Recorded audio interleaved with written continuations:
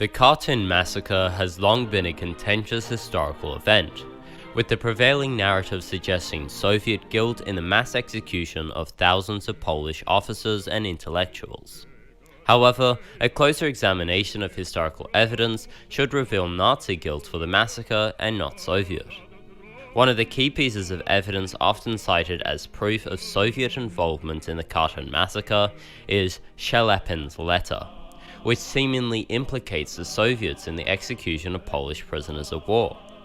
However, this document fails to account for the fact that prisoners from the Starobelsk and Ostashov camps were still alive in April to May of 1940, contradicting the evidence provided in Shelepin's letter. The timing of the Katyn Massacre has long been subject of debate, with those blaming the Soviets for the massacre arguing it occurred in 1940. However, archaeological findings at the site indicate that the event took place no earlier than 1941, when the Nazis occupied the Katyn territory. The presence of German shell casings and bullets, as well as German rope at the mass graves of Polish POWs, should raise doubts about the narrative suggesting Soviet guilt. Nazi propaganda played a significant role in shaping the Katyn narrative.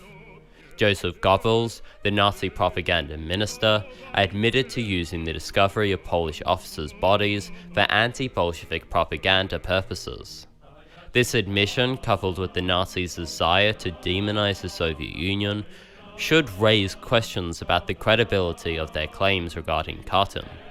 Heinrich Himmler, a top-ranking Nazi official, virtually admitted Nazi involvement in the Katyn Massacre in his journal.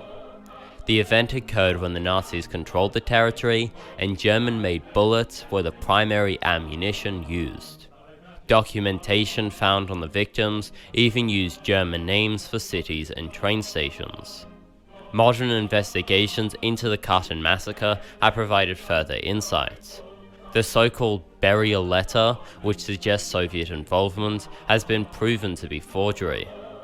This acknowledgement aligns with the growing body of evidence pointing away from Soviet guilt.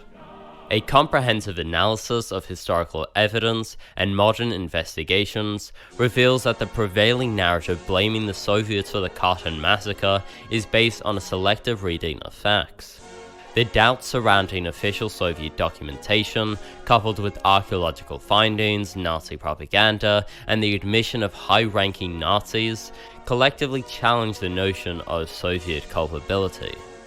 The Katyn Massacre, as tragic as it was, requires a fair and nuanced evaluation, and should not be used for Cold War propaganda against the Soviets.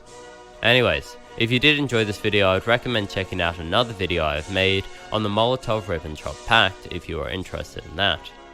Other than that, thank you for watching, please like and subscribe.